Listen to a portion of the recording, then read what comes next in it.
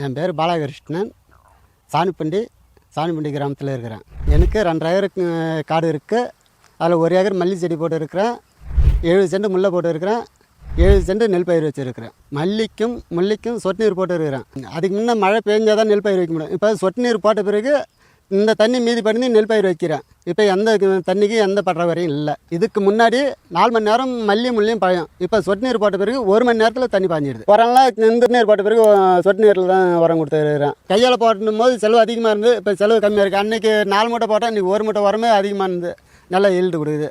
இன்றைக்கி பூ 20 கிலோ பூ கொண்டு போய் போட்டுருக்கிறேன். கல்லில் இன்னும் தோட்டத்தில் பறிச்சுன்னு இருக்கிறாங்க. சொட்டு நீர் போட்ட பிறகு நல்லா ஈல்டு வருது.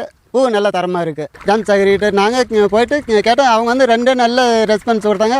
அது மாதிரிட்டு நாங்கள் சொல்லி டாக்குமெண்ட்டை கொடுத்து ஒரு 30 நாளில் வந்து அவங்களுக்கு போட்டு கொடுத்துட்டாங்க சொட்டு நீர். எந்த பிரச்சனையும் இல்லை எங்களுக்கு.